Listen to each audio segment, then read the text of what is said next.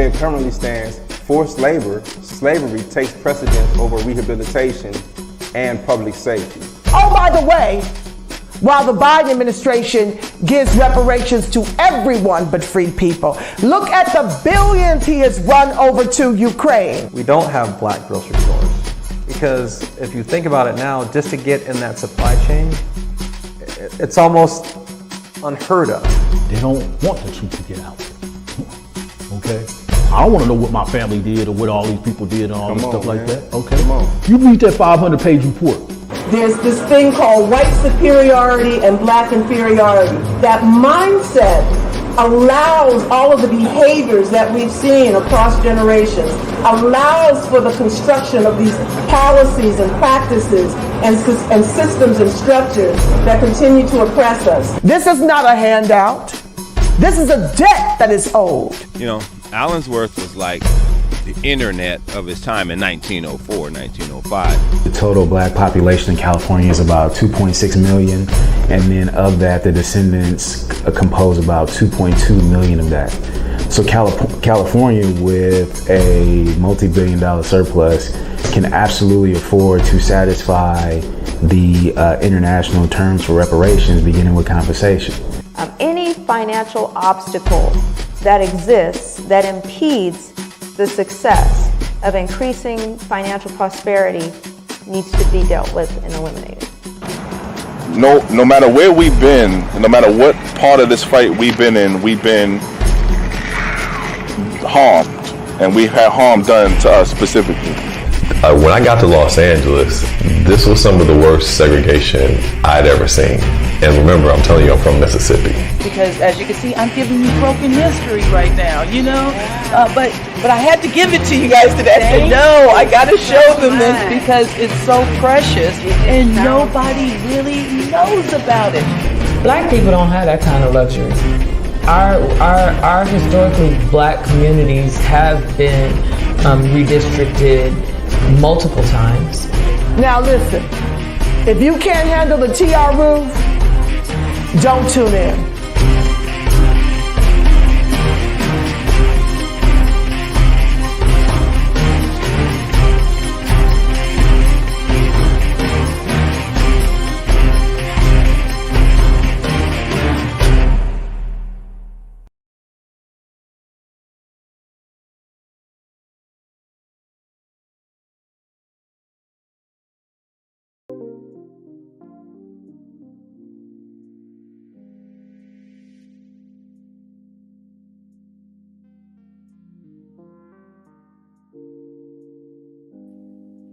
Welcome everyone. Welcome back. Chapter 6, Separate and Unequal Education. California Reparations Task Force Report, Marathon Read. Monday through Friday, 8:30 p.m. PST, West Coast. You know how we do. But shout out to all the coasts. East Coast, South Coast, North Coast, Middle Coast, wherever y'all at. Appreciate you for joining. And see what we can do. If you haven't had a chance, check out the special report in the news that we did on Sunday. Some good information in there, bringing everybody up to speed. And we are once again going to talk about the midterm madness. We'll be focusing on California ballot propositions and candidates, and as well as some other important state races as well. So we're going to be doing a deep dive into the upcoming elections. So on that note, let's get started here. Let me go and share my screen. And last time we left off with California, and we are going to continue, I guess, unequal education for freedmen people right here in the good old state, Sunshine State, California. All right, let's go. California. From the Civil War until the present, African Americans attending school in California have been forced to endure the same segregated and unequal education conditions endured by African Americans in the rest of the nation. In the early years, school segregation was required by state law. Later, the methods to maintain segregated and unequal schools, which included housing segregation, how to draw school districts, and where to build schools, have largely mirrored the methods employed in other states outside of the South. Segregated and unequal education systems.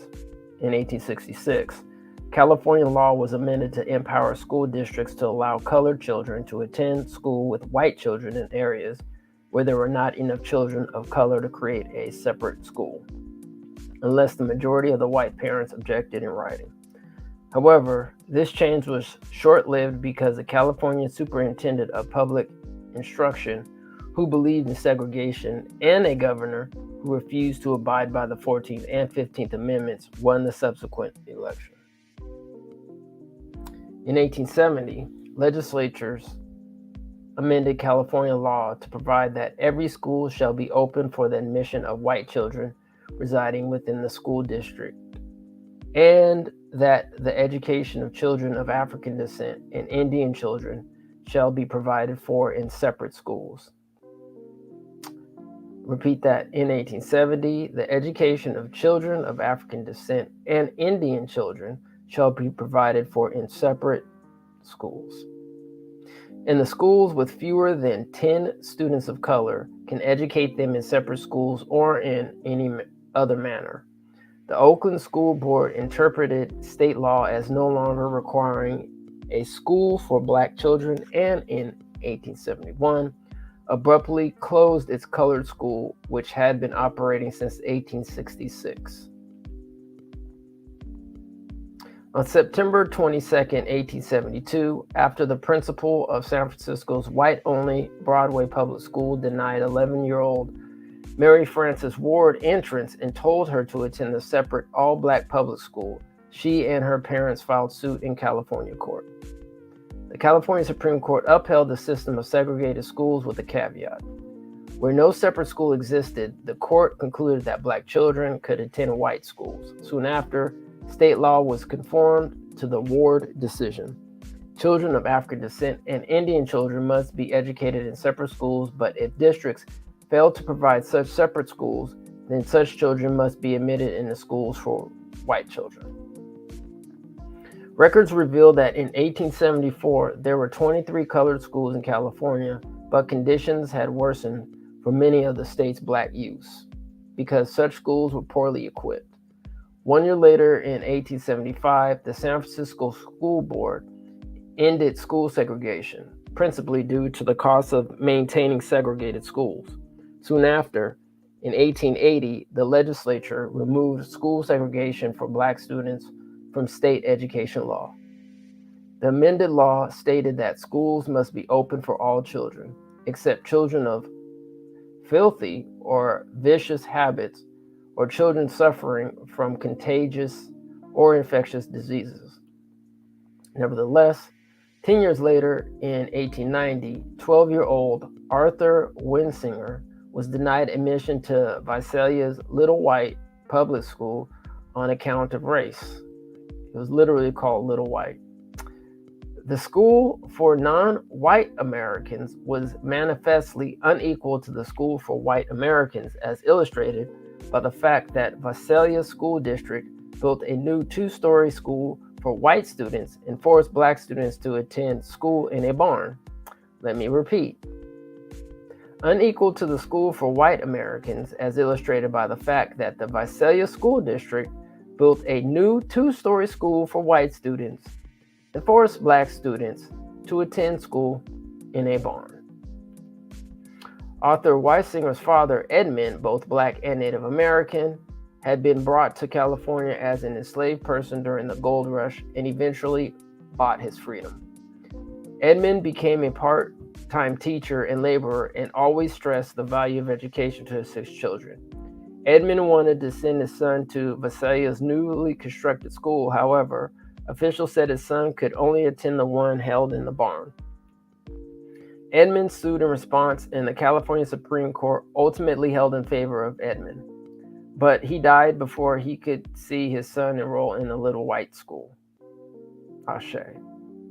The Supreme Court found that the 1880 education law allowed a black student to attend any local public school. However, the court also recognized the state legislature's right to reimpose segregated schools whenever it wished. Man, some craziness.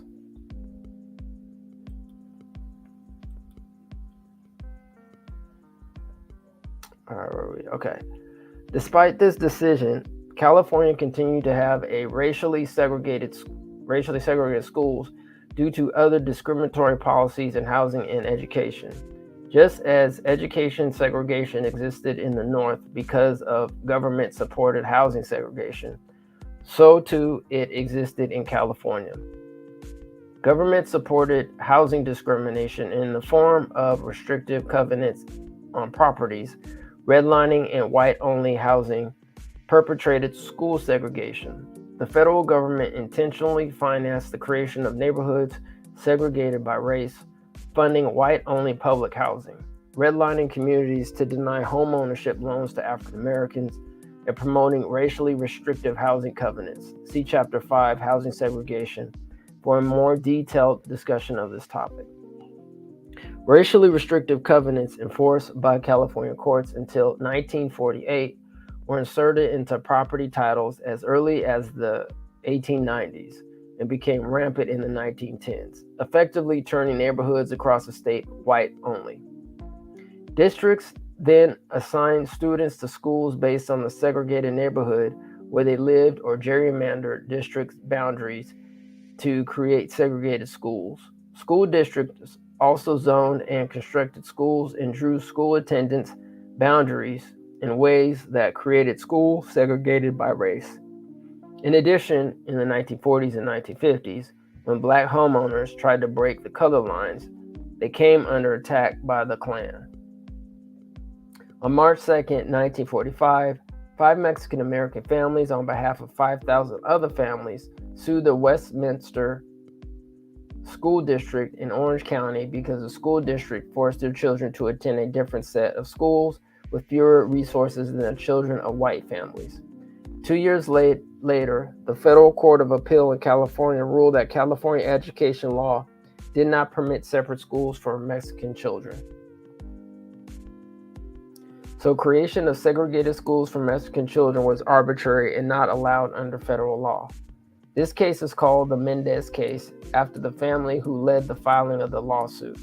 At the time of the lawsuit, most black students in the state were also attending schools with all black or nearly all black children. Because California law also did not permit the creation of separate schools for black students, this case meant that where a school district had purposefully created a segregated school by, for example, creating school attendance boundaries around a black neighborhood, this too was illegal. The lawyers who filed Brown versus Board of Education relied on the cases filed by Weisinger and Mendez and the other 4 Mexican American families to help convince the Supreme Court to hold that separate schooling was unconstitutional. Also, as a result of the Mendez decision, on June 14, 1947, the last of California's school segregation laws, which applied to Asian American and Native American children, was repealed.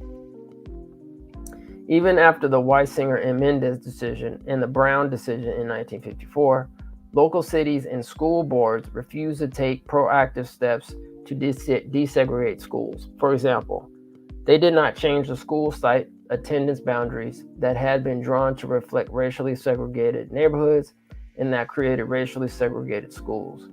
Many also did not take proactive steps to allow students to attend other schools outside the racially segregated neighborhoods. Moreover, those that did failed to provide black students adequate transportation to get them to schools in the white neighborhood. In the years after, California leaders in the state school board acknowledged that local school segregation continued and was illegal, but the problem was not fixed.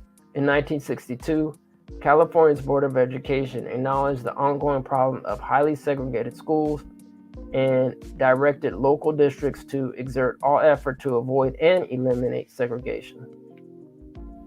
In 1964, prominent civil rights attorney Lauren Miller confirmed that rampant segregation by race existed in California schools when he told an assembly of Western governors, more Negro children attend all Negro schools in Los Angeles than in Jackson, Mississippi, and Little Rock, Arkansas combined. Repeat. More Negro children attend all Negro schools in Los Angeles than in Jackson, Mississippi, and Little Rock, Arkansas combined. Statewide racial school census data taken in 1967 also confirmed the high levels of segregated schools. 85% of African Americans attended predominantly minority schools, whereas only 12% of Black students and 39% of white students attended racially balanced schools. To address this segregation, California Attorney General Stanley Mosk advocated for explicit consideration of race in formulating a plan to eliminate it. Because to ignore race, one would have to not merely conclude the Constitution is colorblind, but that it is totally blind. Many local school boards and districts did not take the necessary steps to integrate schools, and so Black and Latino families and their advocates filed lawsuits and asked California courts to order school districts to integrate. In the 1960s and 70s, Los Angeles, San Francisco, Pasadena, San Diego, Inglewood, and Richmond school districts, among others, faced court desegregation orders. Berkeley and Riverside initiated busing programs. Despite these orders, the passage of Proposition 64 in November 1964 allowed majority white California to determine efforts to integrate schools through desegregation of communities. This proposition allowed property sellers, landlords, and agents to continue to segregate communities and thereby schools on racial grounds when selling or renting accommodations, as they had been permitted to do before 1963.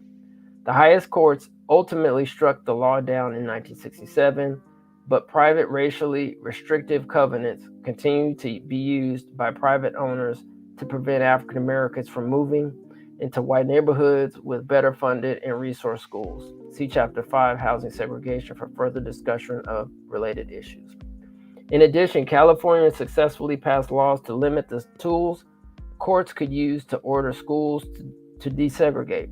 Because neighborhoods continued to be segregated by race, one of the main tools that courts used to desegregate schools was to have Black and white students attend schools outside of their neighborhoods via bus transportation to the new schools. But many white Californians strongly opposed integration plans. Rewind. But many white Californians strongly oppose integration plans,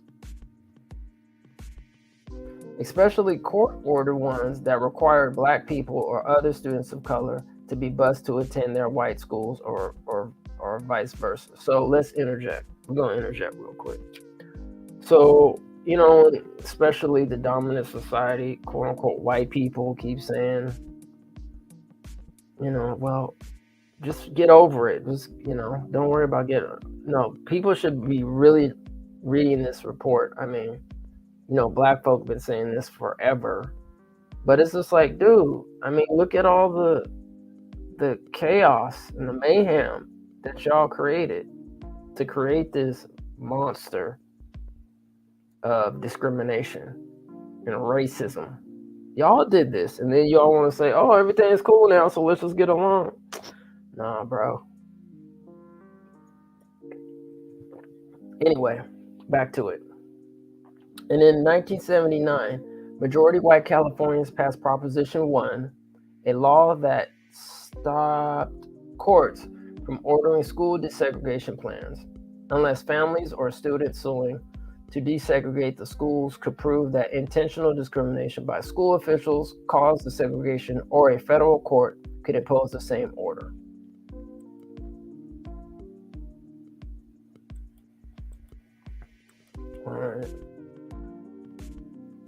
The law upheld by the United States Supreme Court limited the ability of California courts to integrate schools that were segregated in fact, for example, due to racially segregated neighborhoods, but only by California law.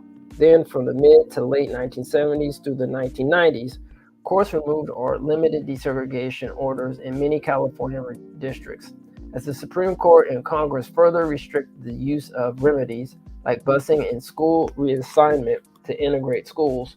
In a few cases, such as in Berkeley, schools remain relatively integrated because school districts continued busing students and using school selection processes designed to achieve integration even without a desegregation order. But in the vast majority of California school districts, schools either resegregated or never integrated. And so segregated schooling persists today. As of 2003, California was one of the 4 most segregated states for Black students. I'm going to repeat that.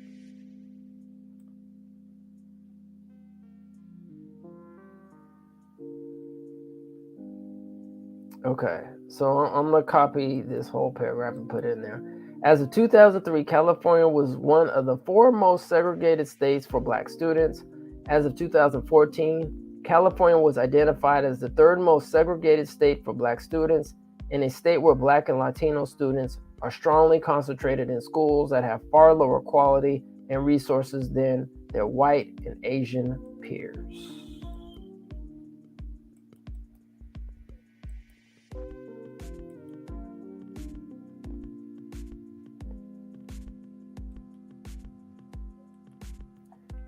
As of 2020, California remained in the top 10 most segregated states for Black students.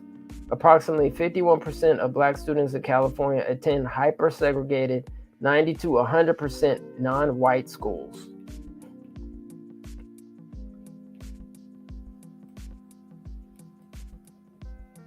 In a recent case, the state found that the segregation that persisted in a Bay Area school district was by design. For example, the California Attorney General's office found in 2019 that the Sausalito Marin City School Board has segregated its schools, leaving the vast majority of Black students in an underfunded and under-resourced school while providing a better funded and resourced charter school for the majority of white students. Separate and unequal education conditions persist. In California's highly segregated schools mostly attended by white and Asian children receive more funding and resources than schools mostly attended by Black and Latino children. Through the 20th century, school districts in California, like those across the nation, financed their operations mainly with local property tax revenue and limited amounts of state and federal funding. This system allowed richer white neighborhoods to better fund their school districts than poorer, largely Black neighborhoods. In 1971, the California Supreme Court decided that this education funding system was discriminatory because, according to the Supreme Court, it made the quality of a child's education a function of the wealth of its parents and neighbors. In 1978, voters passed Proposition 13, which decreased the amount of local property tax revenues and increased the amount of state funding for K-12 education. In 1988, voters then approved Proposition 98, which requires the state to dedicate at least 40% of its general fund to K-14 education each year. These measures still did not solve the issue, and Black parents and students and other parents and students of color have continued to challenge funding inequities in court. Okay, pause. Interjection. This is why it's so important that we have like what I'm calling them Freedmen schools, like Freedmen specific schools, right? Because this report, and I'm sure many other data points out there, point out that when Black students get educated, it's underfunded and under-resourced. I'm pretty sure, hopefully, this report will go into the HBCUs, but even on our platform, we've talked about how Harvard, and these other Ivy League schools, which the majority of them got built on the backs of our ancestors, freedmen, are well funded by their endowments and also by the government. But when it comes to our own HBCUs, comparatively speaking, they're underfunded, right? So this is why it's so important that we, when we look at these proposals and we talk about education, that we have a deep conversation in how we as a community, people who descend from U.S. chattel slavery, freedmen, want to look at the programs that we want to initiate for our community. Because we know that these particular harms are going to keep continuing. But if we don't, and for the people that are listening, if we don't participate in this, and you know, shout out to all my advocates out there, but you know, when I'm boots on the ground and I'm telling people, look, y'all need to get into this. When I'm telling the young people, look, you need to get into this. This is your future. This is your children's future. And if you're not participating in it, then you're going to have others determine your destiny and your future, which is one of our problems as Black people. We are so reactive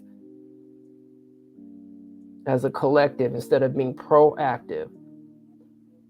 Like right now, you know, I mean, shout out to the people. I mean, on average, we might get 50 views or whatever.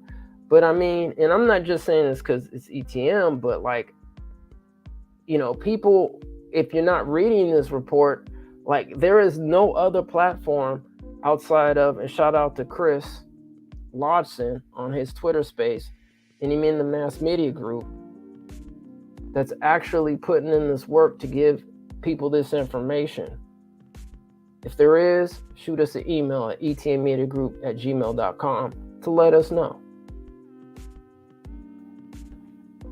Let's continue. In late April 1991, the Richmond Unified School District, which served a high proportion of Black students, announced that it will close its schools 6 weeks early on May 1st, 1991, due to a budget shortfall. As discussed in Chapter 5, Housing Segregation, federal housing policies and local officials segregated Richmond and made it entirely or extremely difficult for Black residents to move to the suburbs after World War II. Richmond parents sued, and the state Supreme Court decided that the closure did not meet the minimum level of education required by the state constitution. In the late 1990s, in the Compton Unified School District, which served mostly Black and Latino students, a teacher described the deplorable conditions in a contemporary school building in Compton where she taught. Because the wooden beams across the ceiling were being eaten by termites, a fine layer of wood dust covered the student's desk every morning. Maggots crawled in a cracked and collapsing area of the floor near my desk. The blue metal window coverings on the outside of the windows were shut permanently, blocking all sunlight. Interjection, man, family, you know we need some vitamin D. You got to have that vitamin D. Let's continue. In 2000, students are part of a lawsuit, Williams versus California, again alleging that schools serving majority Black, Latino, and low-income students across the state failed to provide access to even the most rudimentary learning tools. All right, I'm gonna put that in the chat. So we just have reference Williams versus California.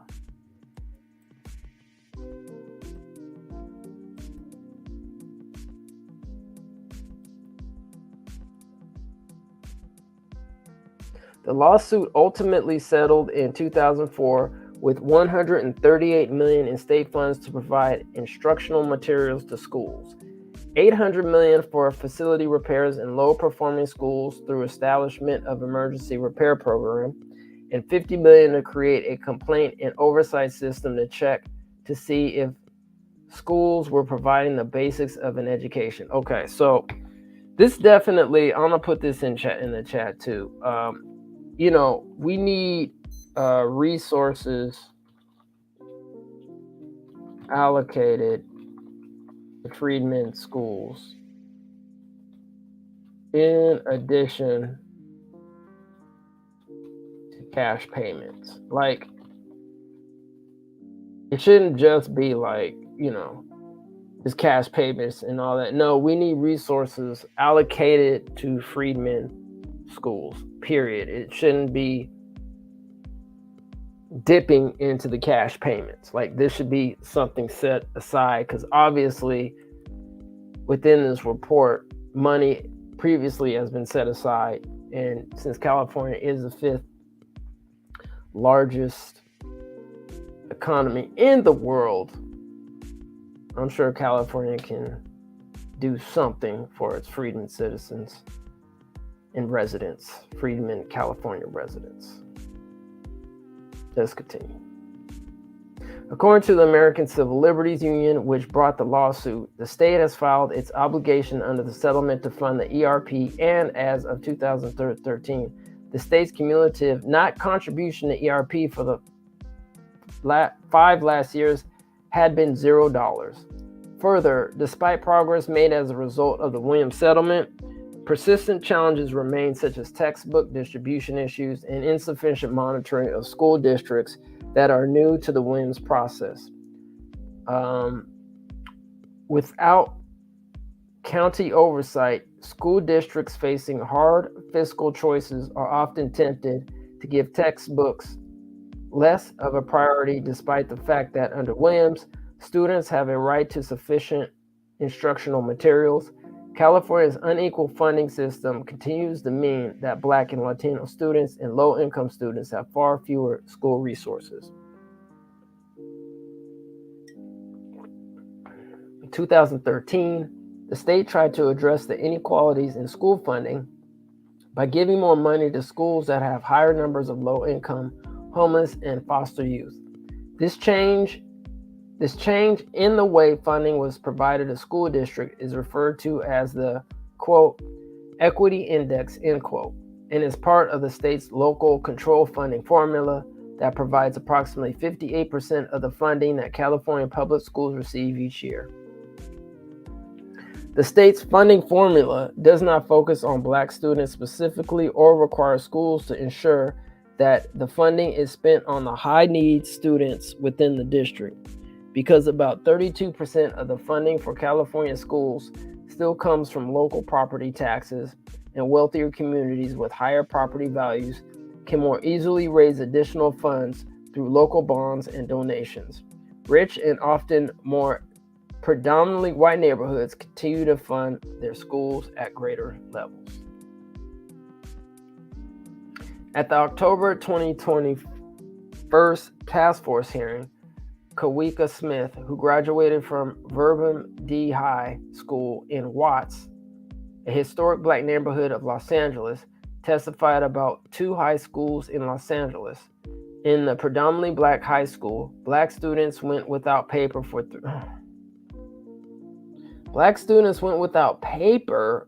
3 months simply because the school was underfunded. In contrast, the other school had access to extra funding, which allowed the school to purchase a fountain. What?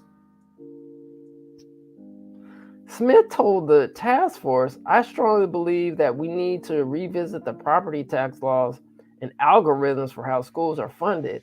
I can only imagine if that money was redirected into the Black school where they needed the money, what that could have meant for those Black students." For real? Interjection, for real? A fountain? As in the rest of the country, unequal funding translates to unequal opportunities. Schools with fewer resources mean fewer advanced placement in college preparation courses, which means that Black students attending those schools are less competitive for college and university admission and may not have taken the courses necessary, called A through G courses in California, to go to a 4-year state university. Within districts and schools, Black students continue to be placed in vocational tracks and out of science, technology, engineering, mathematics, and advanced placement programs, that's also known as STEM. Interjection. In addition, Black students in California are disproportionately likely to be identified as having a learning disability, at nearly twice the rate of Black students nationwide. Where we failed is discontinuing those efforts to integrate our schools, to invest in them equitably, and to begin in the pre-K years, Dr. Rucker Johnson, professor of public policy at Berkeley, told the task force. Recent studies have shown the importance of having at least one teacher who looks like you, but the percentage of Black teachers in California declined from 5.1% in 1997-98 to 4% in 2017-2018, even though Black students made up 5.6% of California's student population. Black men comprise 1% of California's teaching force. Furthermore, in California, while suspensions have decreased significantly statewide since 2013, Black students continue to be suspended at 3 times the rate of white students and lose nearly 4 times the number of days of instruction to suspension and expulsions as white students. Suspensions for subjective offenses such as willful defiance or disruption, which can include anything from failing to take a hat off in class to talking in class, are a persistent but declining source of disproportionate discipline due to recent legislation limiting use for these reasons. In recent stipulated judgments reached with 4 different California school districts, the California Attorney General's office identified racial disparities in discipline for Black students with harmful negative impacts. For example, the Attorney General's investigation of the Barstow Unified School District found that Black middle and high school students were 79% and 78%, respectively, more likely to be suspended out of the school than some similarly situated white students. And the rate of days Black students were punished was 168% greater in elementary, 37.9% greater in middle school, and 54.5% greater in high school than their white peers. In California, Black students are also disproportionately referred by schools to law enforcement. A case investigated by the California Attorney General's office found that since 1991, school resource officers in the Stockton Unified School District had arrested 34,000 students, including 1,600 under 10 years old. Lord. With many minor misbehaviors turned into criminal offenses, disproportionately impacting Black and Latino students and students with disabilities. A number of high-profile reported cases have also raised concerns that Black children in California face increased risk of invasive searches and excessive use of force in schools. In one reported case during school hours, a police officer handcuffed a 5-year-old Black boy with zip ties and charged him with battery because he resisted being arrested.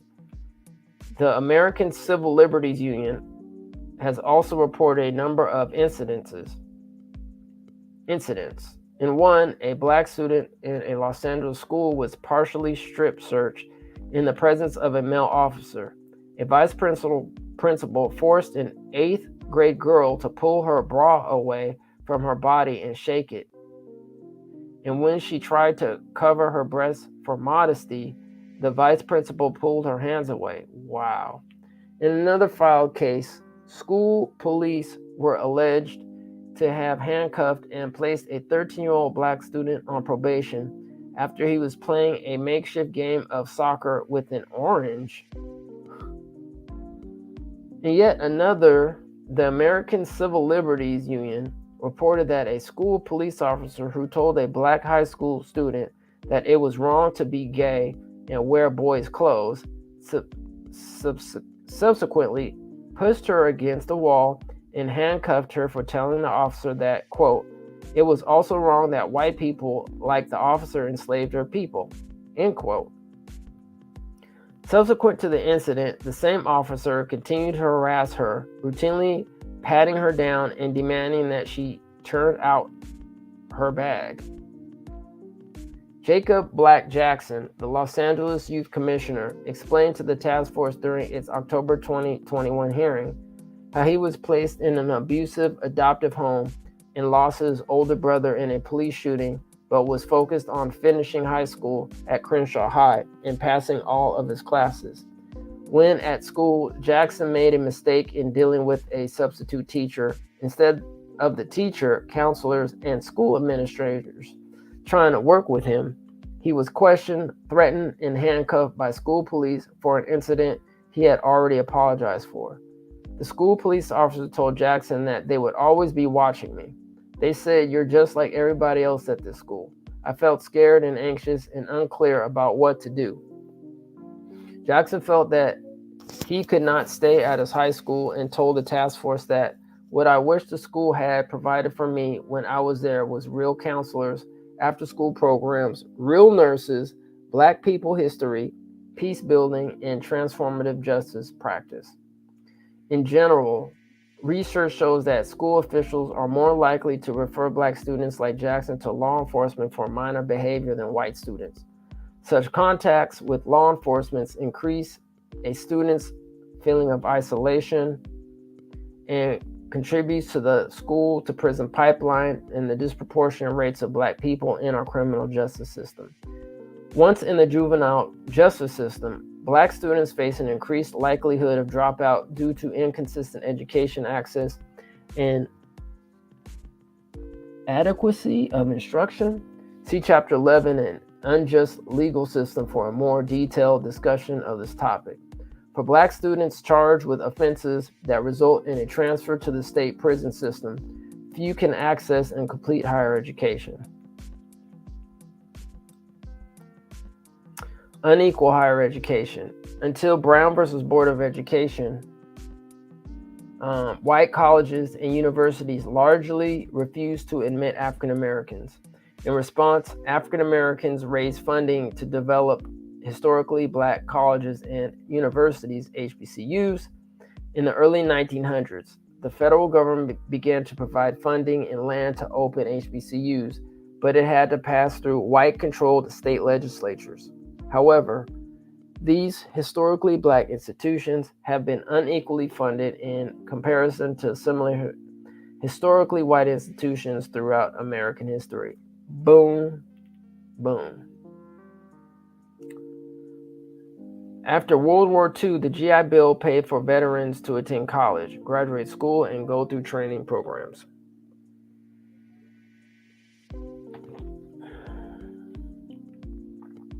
Although the GI Bill should have helped Black and white veterans equally, due to Black veterans' exclusion from white colleges, the lack of Black veterans administration counselors, and the tendency of white counselors to steer Black veterans into vocational programs, it actually increased the racial higher education gap between Black and white Americans. Even today, Black military veterans continue to face discriminatory barriers that can result in unequal access to education benefits available to veterans. Pause. All right, I'm gonna quickly interject. I had a real good interview that we're gonna be showing in our reparations document with Michael. I can't remember Michael's last name. Anyway, it slips my mind. Anyway, we had a good conversation with Michael, and you know, him as a veteran, you know, he explains his trials and tribulations, you know, as a freedman, going through, you know, the military.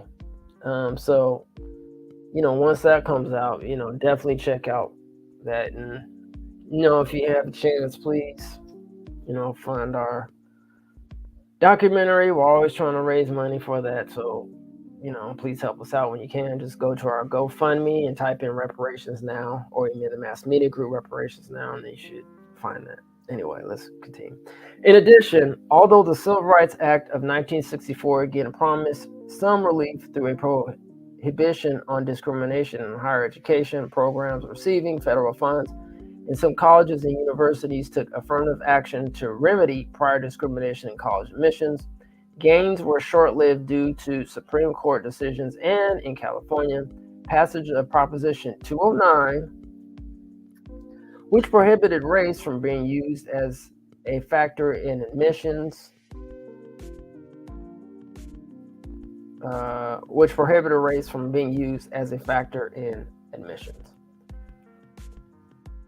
Let me see, just trying to see where we're at here. Okay. So let's see, 1, 2, 3, 4, 5, 6, 7, 8. Okay. All right, let's go. Unequal funding for historically black colleges and universities. Prior to the Civil War, a few colleges for free African Americans existed in the North and none in the South. 0 in the South after the Civil War. In 1862, the federal government, under the first Morrill Grant, granted federal land and funding to states to open colleges and universities, but African Americans were generally not allowed to attend. Okay, repeat. The first Morrill Grant granted federal land and funding to states to open colleges and universities, but African Americans were generally not allowed to attend. After the Civil War ended in 1865, the Freedmen's Bureau began establishing black colleges staffed by Civil War veterans with the support of white and black religious missionaries. White missionaries funded black education in order to Christianize the menace of uneducated enslaved people. These colleges were in name only and, like many white colleges at the time, generally provided only primary and secondary education. All right, so let's go and put this in.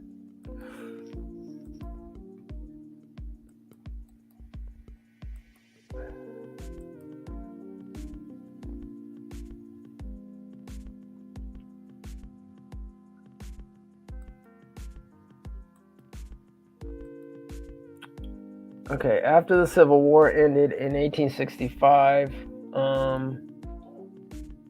poet author, how do you apply for slave reparations to get on the list? Well, currently there's no application. If you're referring to California in itself, California is still going through, the task force is still going through hearings right now. And they aren't even going to be making proposals until, I think, June of next year. So currently there is no application or applying for reparations. So I'm not too exactly sure where you got that information. But once the proposals are then sent into the legislation and or the governor, et cetera, then we'll see how the process is going to be at the time, but we have no idea right now. But what I do suggest is if you do have any grievances or you do have any ideas, reach out to the DOJ. I'll try to remember, or if you can just remind us or somebody in the chat could put the DOJ's website in there for the people who are listening, so they can go to, and you could actually submit your grievances or your proposals or any ideas that you have to the DOJ, and maybe even ask them, is there going to be an application process? So anyway, let's continue.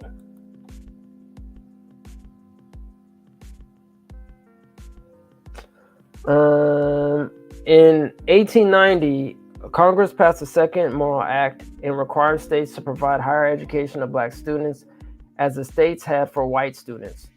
Okay, so it looks like they passed it again in 1890.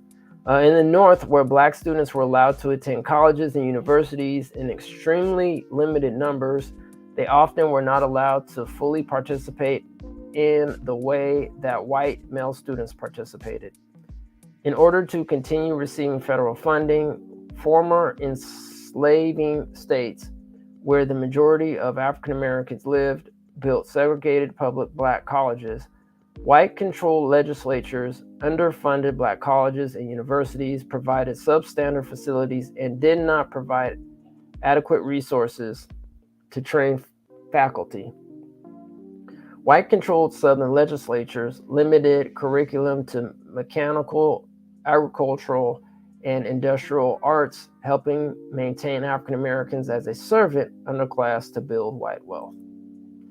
Few graduate programs admitted black students, although after World War II, the NAACP successfully sued to expand graduate education opportunities for black students. Although a few black people were allowed to attend predominantly white institutions, 90% of black degree holders in the late 1940s had been educated at historically black colleges and universities. On the eve of the 1954 Brown versus Board of Education decision, black people were less than 1% of entering first-year students at predominantly white institutions. Even after the Brown decision, white government officials in the South used state power to prohibit integration efforts, including in Mississippi. In 1959, Clyde Kinyard, a 31-year-old black veteran of the Korean War who ran a small poultry farm, applied to Mississippi Southern College, now the University of Southern Mississippi.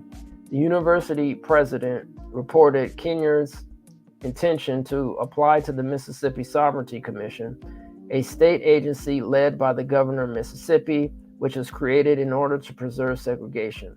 After refusing to back down from applying to the university, even after the Mississippi governor requested that he withdraw his application, Kinyard's local cooperative foreclosed on his farm, and local government officials arrested and falsely convicted him for stealing $25 of chicken feed. Kennard was sentenced to 7 years in a chain gang where he picked cotton and was fed white prisoners leftover food. The scraps. Interjection. Kennard died of misdiagnosed and untreated colon cancer in 1963. Ashe. Segregated higher education continued into the 1970s. In 1969 and 1970, the Federal Department of Education concluded that Louisiana, Mississippi, Oklahoma, North Carolina, Florida, Arkansas, Pennsylvania, Georgia, Maryland, and Virginia operated segregated colleges and universities, and in 1970, the NAACP sued the federal government and education for failing to force these institutions to desegregate. By the late 1970s, many years after the Civil Rights Act of 1964, at least 17 southern states were still operating racially segregated higher education systems. A number of public HBCUs closed or merged with traditionally white institutions, but most black college students continue to attend HBCUs. HBCUs continue to struggle with poor facilities and budgets compared to traditionally white institutions. Some lacked adequate libraries and scientific and research equipment.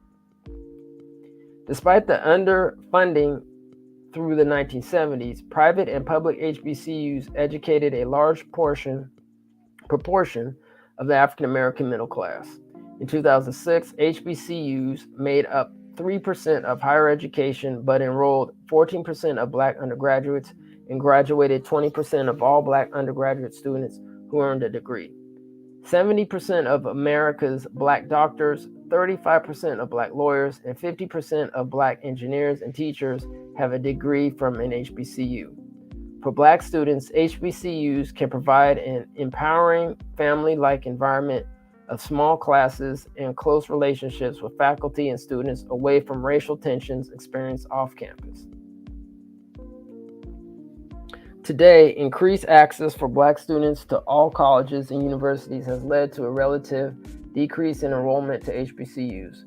While black enrollment at HBCUs increased by 17% between 1976 and 2018, the total number of black students enrolled in all degree-granting post-secondary institutions more than doubled during this period. In 2018, there were 101 HBCUs located in 19 states. including one in Los Angeles, the Charles R. Drew University of Medicine and Science. However, funding for HBCUs continues to be uneven and is tied to a state's fiscal health. Reports in 2008 and 2014 concluded that state governments continue to deprioritize funding public HBCUs, leading to predominantly white universities receiving more funding per student than HBCUs. In 2008, for example, the University of North Carolina at Chapel Hill received about $15,700 in state funding per student. But students at historically black North Carolina Agriculture and Technical State University received about $7,800 in state funding per student. All right, interjection. So I'm going to go back to it. I'm going to rewind. This is why it's so important, family, that we have these Freedmen bureaus in every state, especially where black people are located.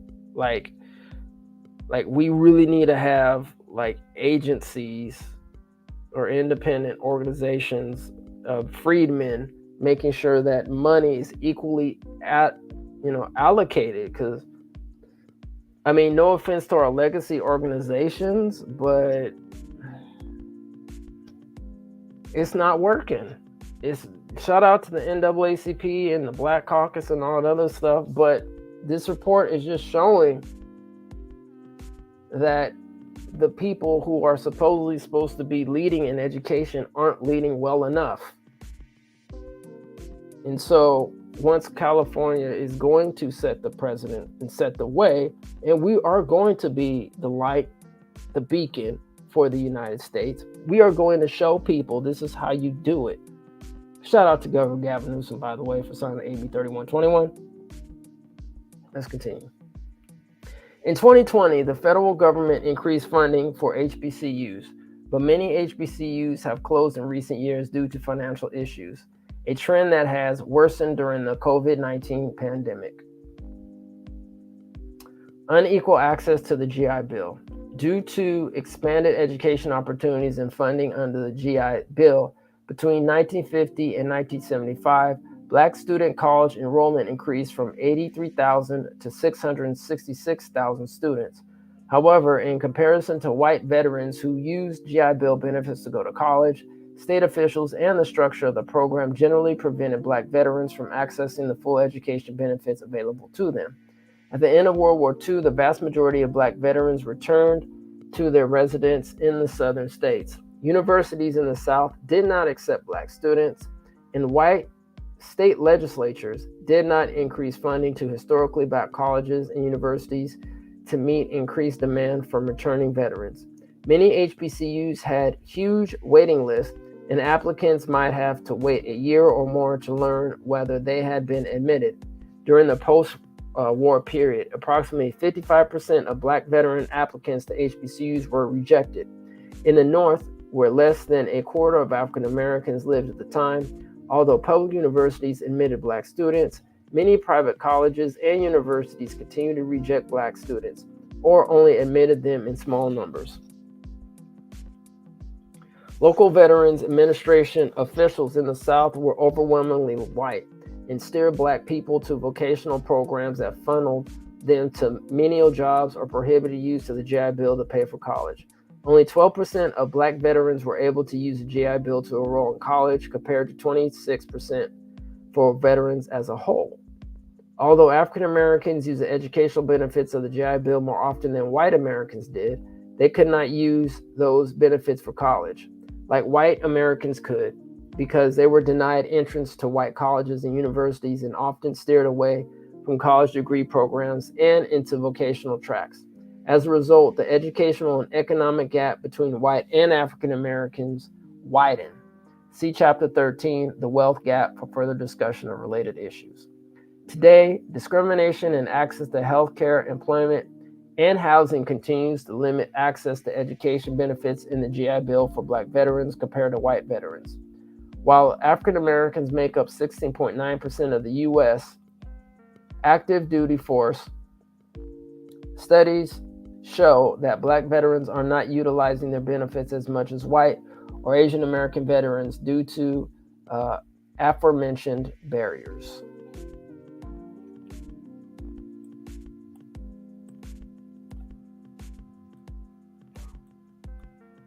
All right. Deficiencies of affirmative action.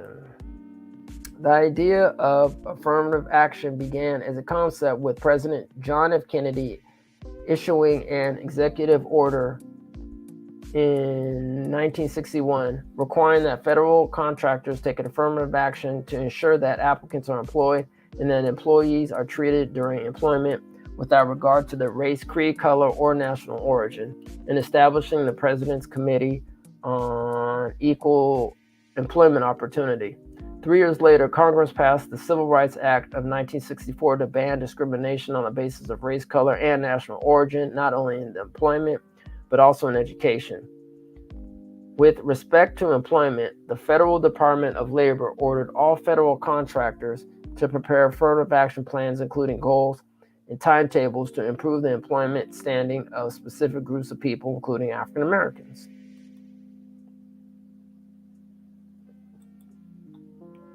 In his 1965 commencement address at Howard University, President Lyndon Johnson stated that affirmative action should be approached as a moral and policy response to the material and psychological losses suffered by African Americans during and after the time of slavery. He declared, "You do not take a person who for years has been hobbled by chains and liberate him, bring him up to the starting line of a race, and then say, you are free to compete with all the others, and still justly believe that you have been completely fair." Further, he emphasized the importance of African Americans' humanity and stated that what African Americans sought was not just freedom, but opportunity, not just legal equity, but human ability, not just equality as a right and a theory, but equality as a fact and a result.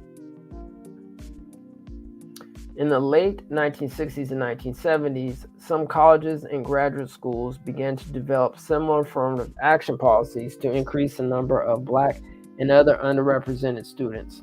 After the assassination of Dr. Martin Luther King Jr. on April 4th, 1968, civil rights leaders pushed for colleges to admit more Black students. In 1969, the next school year, the number of Black students admitted to America's elite universities rose sharply, some by more than 100%. The lawsuits came quickly. In 1971, 2 years after schools adopted affirmative action policies, a white student sued the University of Washington Law School, citing reverse racism as reason for his rejection, which is hilarious. Interjection. Never understood the term reverse racism. Either you're racist or you're not racist. So that just goes to show you that the ones who created the concept, the social construction of racism, was basically saying, no, this is allocated to basically freedmen and non-white people is going to be race. So now we're going to do reverse race. Makes no sense. Anyway, but that's what we're dealing with. Let's continue. Because of this case, Harvard alumni believe that semi-literate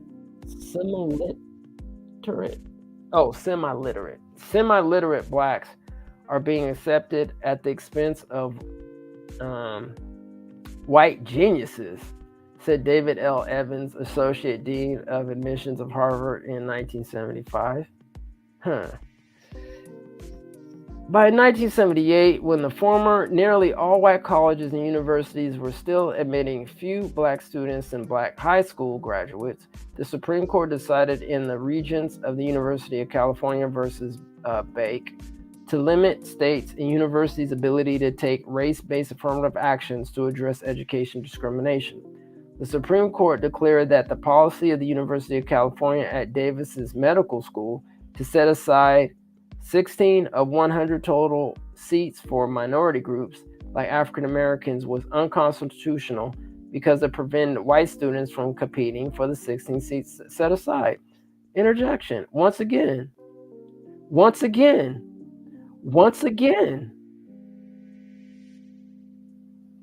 you have these individuals who keeps saying, well, why don't you pull yourself up on the bootstraps? Why don't you do this? But every time we do, no, you can't do that. No, that's set aside for us. No, but what?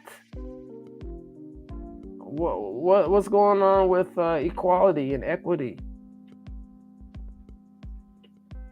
Let's continue. The Supreme Court declared in Bake and subsequent cases that if a college or university wanted to have a more diverse class of students or make up for societal discrimination against African Americans in the United States, then it could only consider race as a factor, among many other factors and with limitations.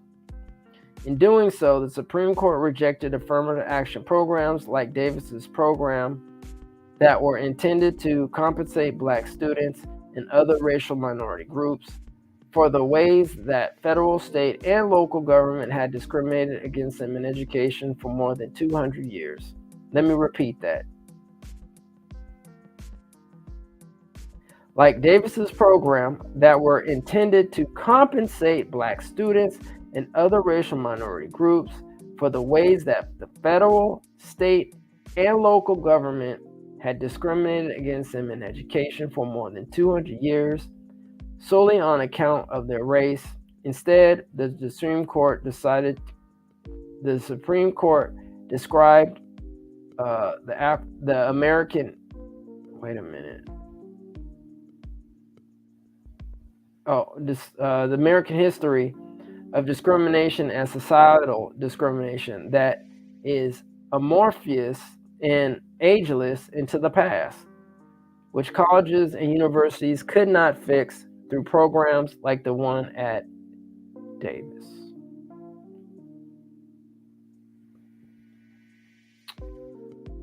Okay. At the same time, federal courts have not struck down university and college admissions policies, which provide a preference for legacy admissions. Students whose parents, grandparents, and great-grandparents attended the university or college. The argument is that such preferences are not race-based, but this one does not grapple with the fact that white legacies may have received a preference in admission because they did not need to compete with Black students who were excluded from the admissions pool for centuries. Critics of the current way that colleges and universities practice affirmative action is sanctioned by the Supreme Court argue that using student diversity as a reason to include race as a factor does not address the original intention of desegregation or break down structural barriers for Black students. The percentage of Black college students has risen in the past 50 years, but it has fallen recently. The percentage of American college students who are Black increased from 10% in 1976 to 14% in 2017, but has dropped since from its high of 14% in 2011. College enrollment rates for Black 18 to 24-year-old Americans still lag behind those for Asian and white Americans of the same age. A 2020 study found that since 2000, the percentage of Black students enrolled has decreased at nearly 60% of the 101 most selective public colleges and universities. Researchers identify that one cause of declining enrollment is a focus on standardized testing as an admissions requirement because the scores from such testing do not reflect the potential or ability of Black students, but rather the inequities that Black students experience throughout their education career. From less access to high quality early education to a greater likelihood of attending schools with less funding, fewer experienced teachers, and fewer rigorous course options. Other causes for declining enrollment include closure of for-profit colleges and declines at two-year public colleges due to unemployment. Black students are overrepresented at both types of colleges. California. In 1996, California voters passed Proposition 209, which eliminated consideration of race in public education admissions, regardless of long-standing segregation and past discrimination. This has had significant impacts on Black and other students of color in California. In 2020, a University of California, Berkeley study found that this affirmative action ban has harmed Black and Latino students by significantly reducing enrollment across the University of California campuses and lowering their graduation rates. An earlier 2006 study found that Black admissions had plummeted since the ban on affirmative action, particularly at the University of California, Los Angeles, and Berkeley campuses. In 2020, the president of the University of California Student Association, Varsha Sharvishwar, commented that the exclusion of Black and Latino students from selective colleges and universities is nothing short of a crisis. 7 out of 9 UC undergraduate campuses received D and F grades in excess for Black and Latino students. Sharvishwar called on higher education leaders and policymakers to move beyond public commitments to diversity and act decisively to ensure that access is truly equitable.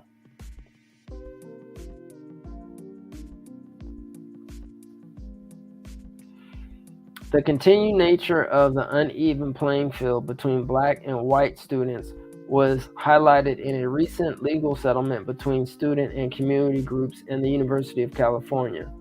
The lawsuit leading up to the settlement was brought by then 19-year-old Kawika Smith, a high school student from South Los Angeles, who asserted that the use of SAT and ACT scores and admissions in university scholarship decisions may be discriminatory because they are proxies for wealth and race, and only exacerbate the gaps that exist due to unequal exam preparation between schools and based on whether parents can pay for private test tutors.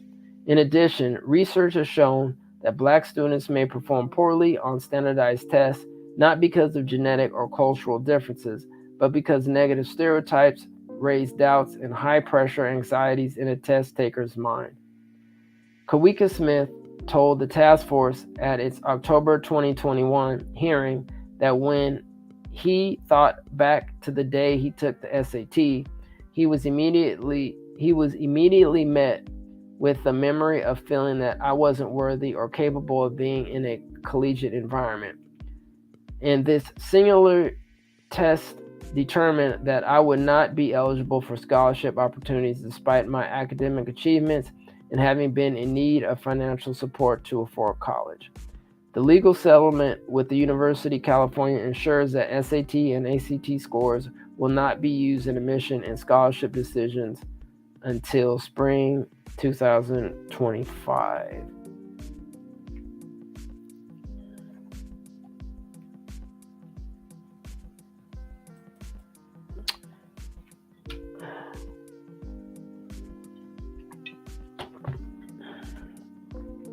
Teaching inaccurate history.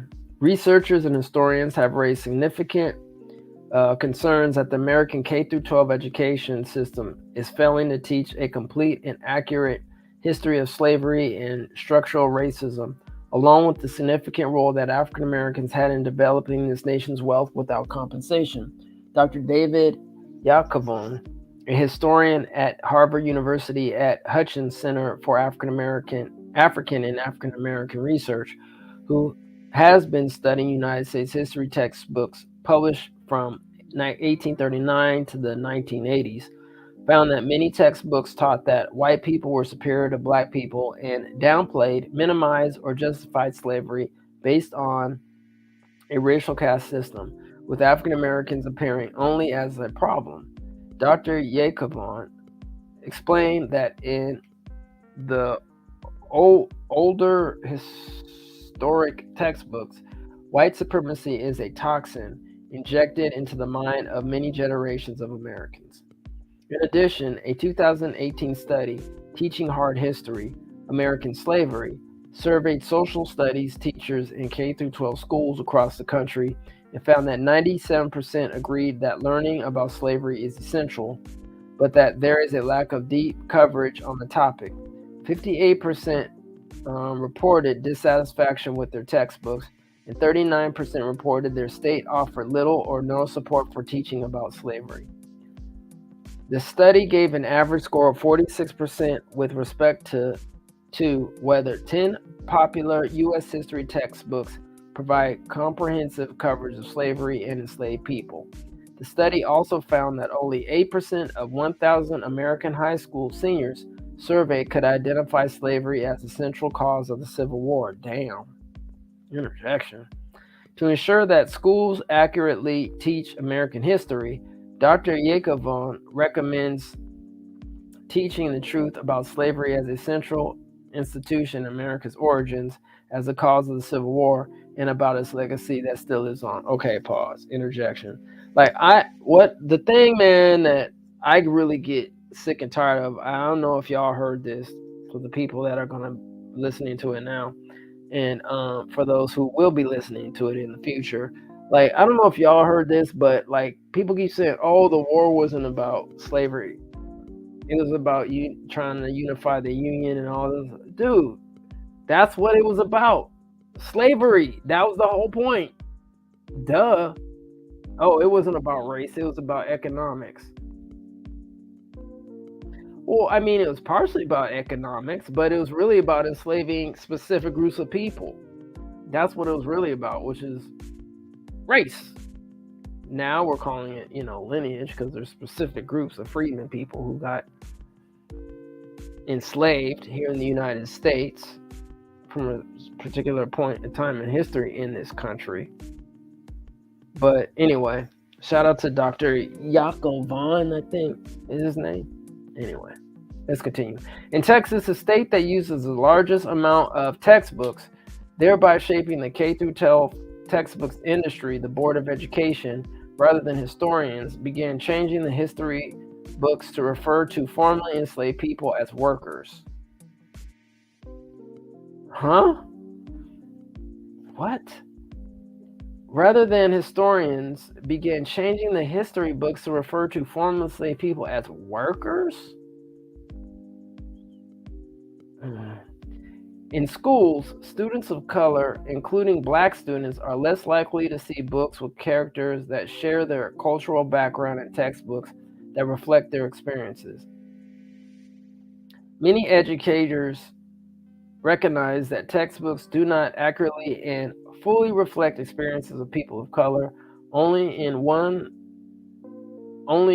in 5 educators, the vast majority of whom were white, in a June 2020 nationwide survey thought so.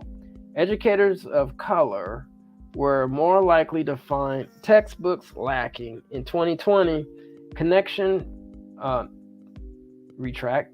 Connecticut, not connection, became the first state in the nation to require high schools to offer African American, Black, Puerto Rican, and Latino studies. There is continued opposition to discussing the truth about slavery in public K-12 schools. Republicans in multiple states and in Congress have introduced bills to cut funding from schools that choose to use curriculum derived from the New York Times Pulitzer Prize-winning 1619 series of essays, challenging readers to think about slavery as foundational to the nation's origin story. They argue inclusion of this history delegitimizes the idea of the U.S. as a nation found on principles of liberty and freedom and creates racial divisions.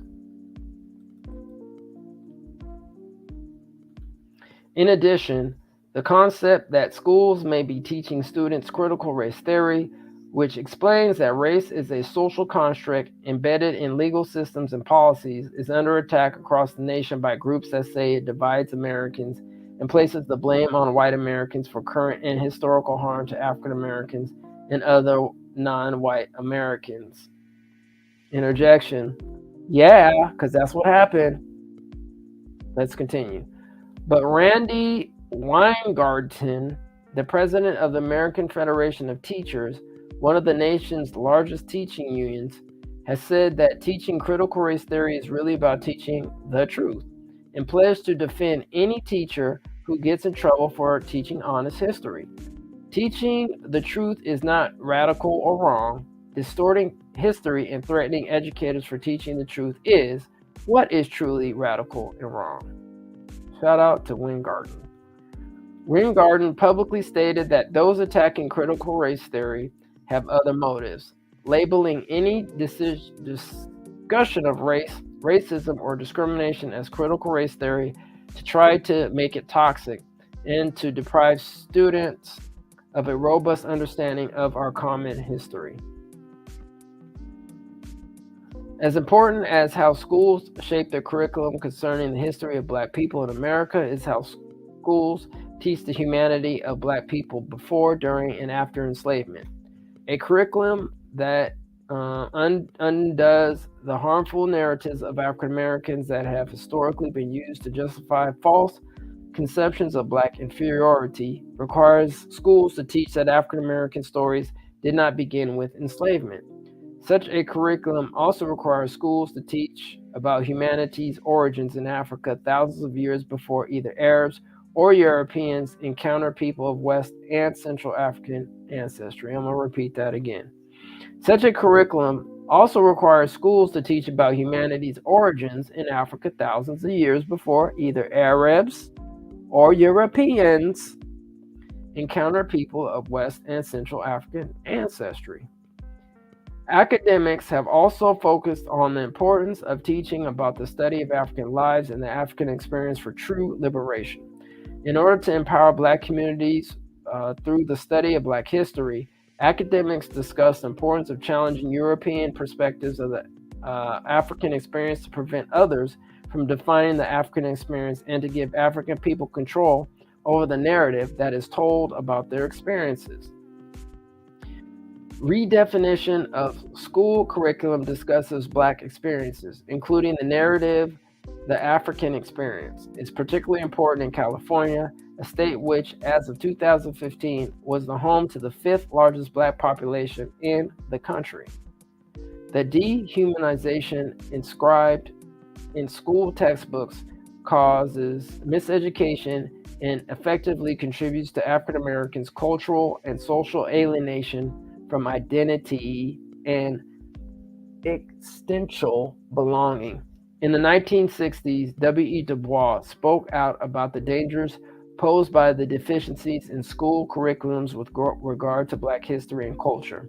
He warned that the intentional omission of these concepts from public school curriculums would ultimately cause Black history and culture to be lost, unless Black families and organizations actively and systemically impressed these fundamental principles upon subsequent generations of African Americans. In line with the same notion of education for liberation and cultural preservation, many activists specifically focus their efforts on the establishment and expansion of Black studies on university and college campuses to further the ongoing movement for the liberation of African Americans. The majority of Black studies programs began at predominantly white institutions and a handful of HBCUs. Although the Black Studies movement was initially faced with stiff opposition, by 1971, an estimated 500 courses and programs have been organized in the United States. Okay, quick interjection. If y'all, and I said y'all, if y'all haven't read the book by Carter G. Woodson, The Miseducation of Negro, that must be a must read.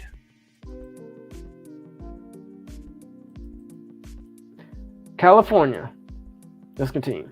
California student groups have long raised concerns that the complete history of racism and segregation in the state and across the nation has been left out of textbooks, and that leaders from diverse backgrounds who helped create this nation in California are not reflected.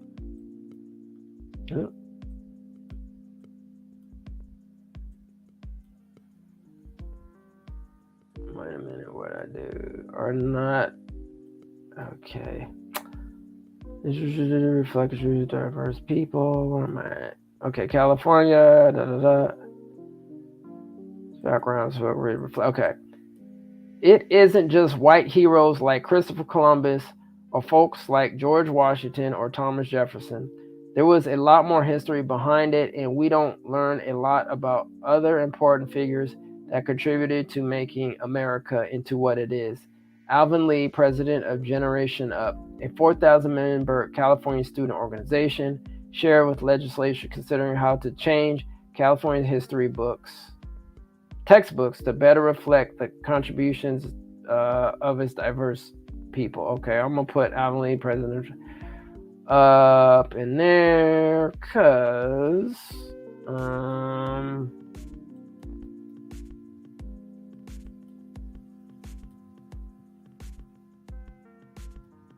what up, Theo? How you doing?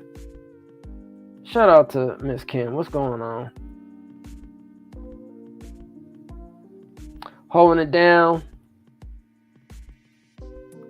All right, the reason why I posted that in there, because we might want to hit up Alvin Lee to see if maybe we can work something out with the reparations documentary, to possibly screen it with his organization. Anyway, let's continue. One state legislature who has advocated to ensure that California's elementary and secondary schools teach a curriculum that reflects the history of African Americans and other people of color explained that knowledge of our history plays a critical role in showing who we become, and students are more engaged when they see themselves reflected in the coursework. Among other things, California's approach to teaching about slavery has been critiqued. In 2018, a classroom teacher made headlines for staging a classroom simulation of conditions on a slave ship to provide a unique learning experience.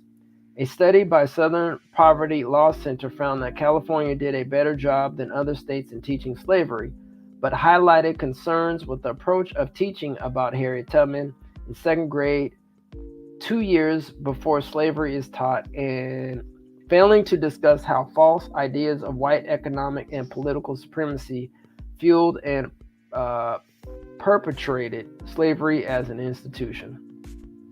In addition, research has shown that because school curricula often do not include content that reflects experience, culture, and history of Black students, they and other students whose experience, culture, and history is not reflected suffer.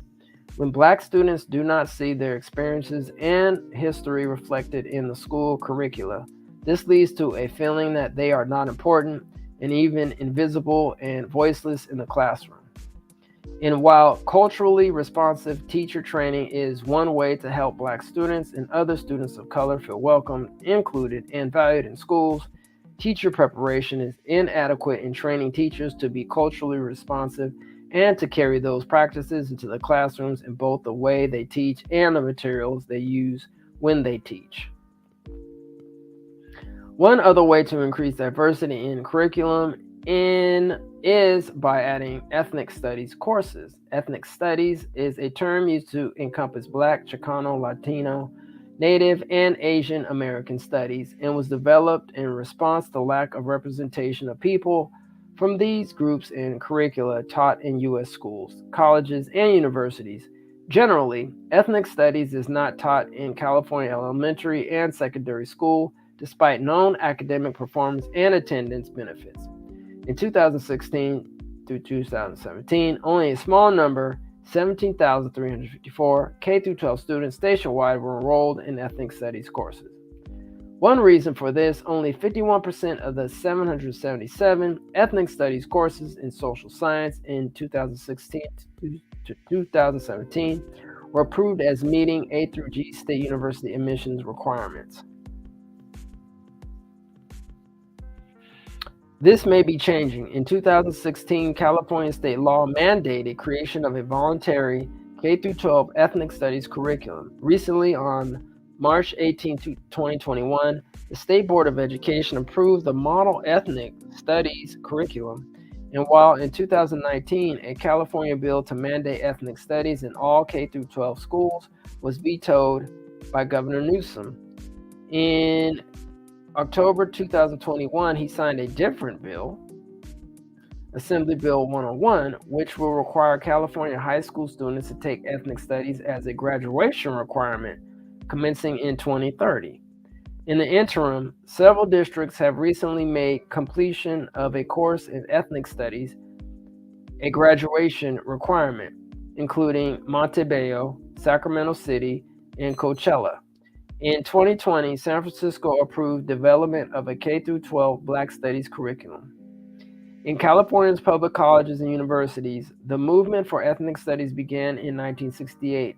At that time, the Black Student Union, the Third World Liberation Front, select faculty and staff and other activities from the larger San Francisco Bay Area, organized and led a series of protests at San Francisco State University. Protesters denounced the deficiencies within the university's curriculum, which neglected and misrepresented the experiences of people of color, including African Americans and indigenous people. On a mission to define and shape their own educational experiences, students drafted a list of demands for the university and protested for months until a deal was negotiated. Ultimately, the university agreed to establish a College of Ethnic Studies, the first in the nation with classes geared toward communities of color. All right, that's a step.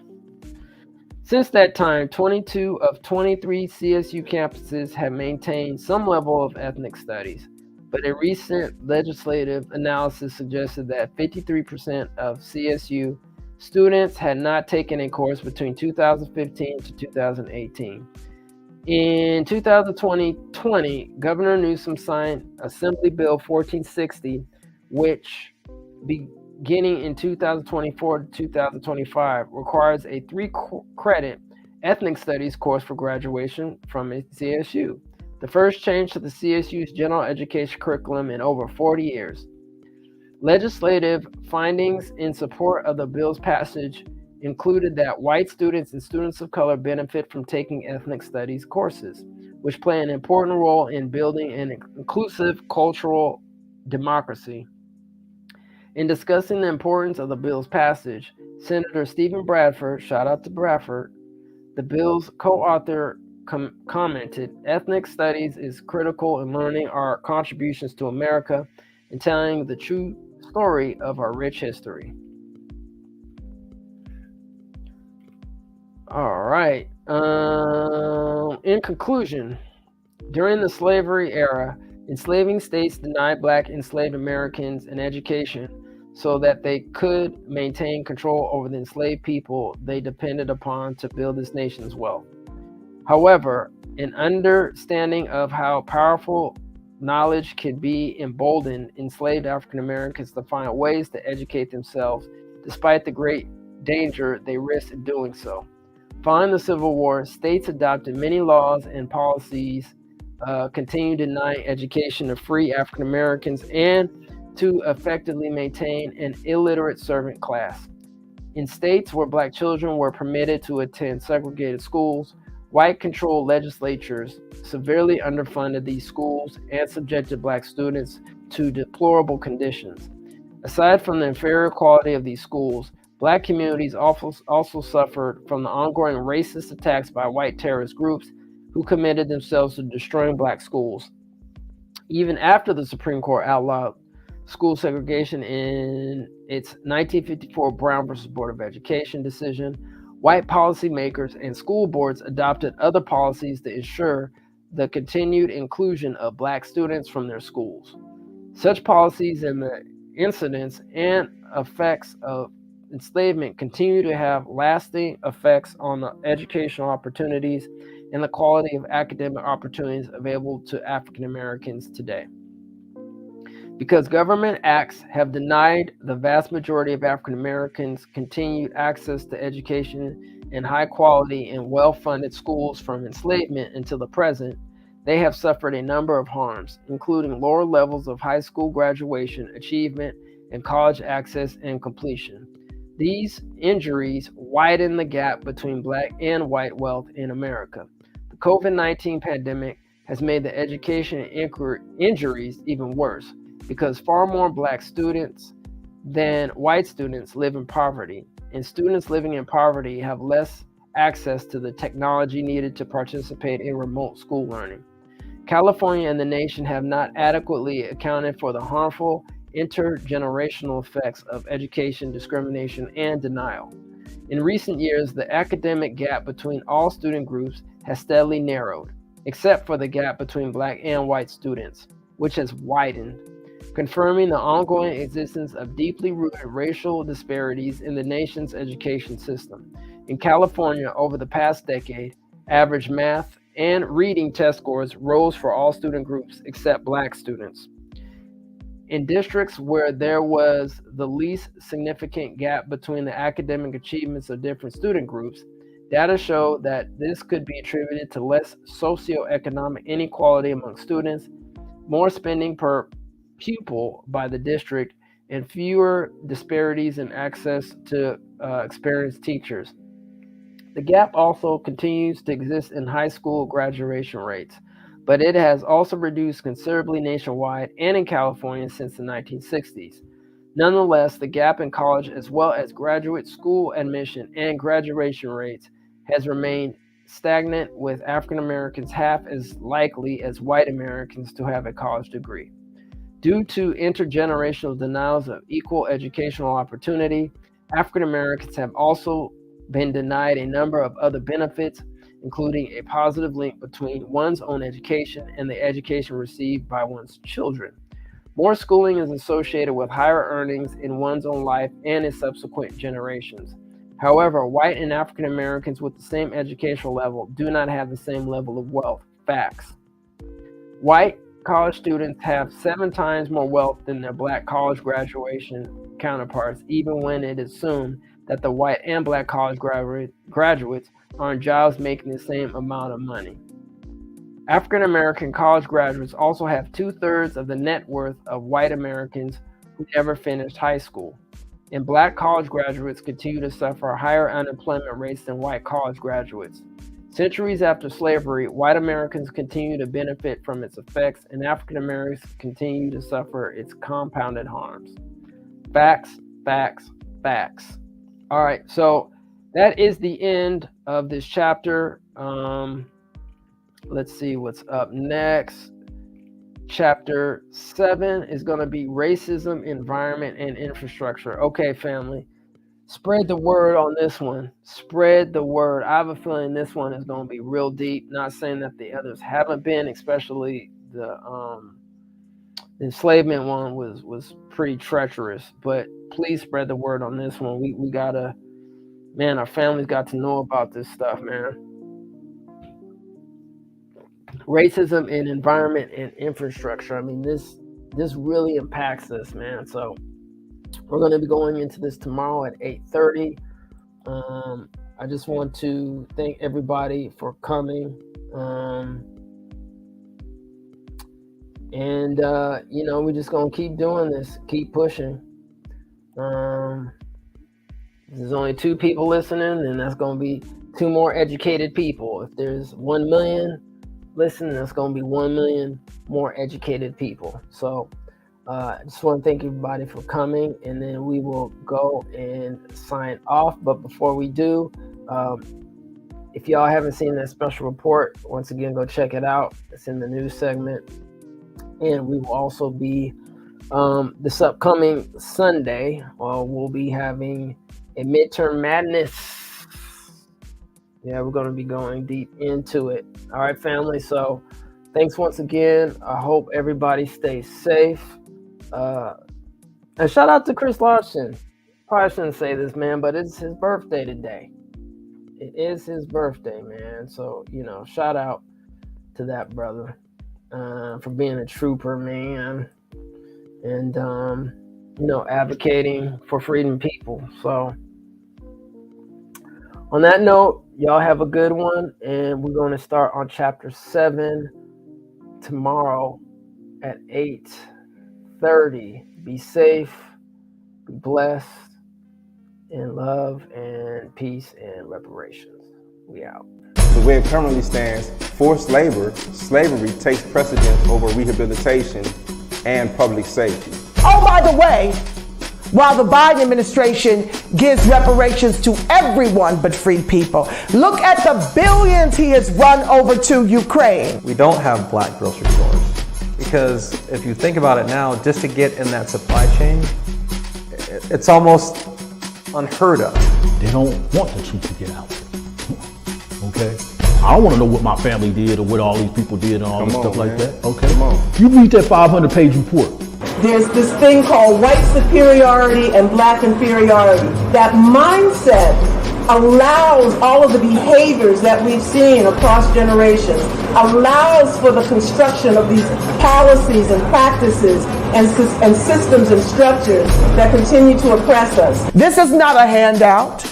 This is a debt that is owed. You know, Allensworth was like the internet of his time in 1904, 1905. The total black population in California is about 2.6 million, and then of that, the descendants compose about 2.2 million of that. So California, with a multi-billion-dollar surplus, can absolutely afford to satisfy the international terms for reparations, beginning with compensation. Any financial obstacle that exists that impedes the success of increasing financial prosperity needs to be dealt with and eliminated. No matter where we've been, no matter what part of this fight we've been in, we've been harmed, and we've had harm done to us specifically. When I got to Los Angeles, this was some of the worst segregation I'd ever seen. And remember, I'm telling you, I'm from Mississippi. Because as you can see, I'm giving you broken history right now, you know? But I had to give it to you guys today. I said, no, I got to show them this because it's so precious and nobody really knows about it. Black people don't have that kind of luxury. Our historically black communities have been redistricted multiple times. Now listen, if you can't handle the TR roof, don't tune in.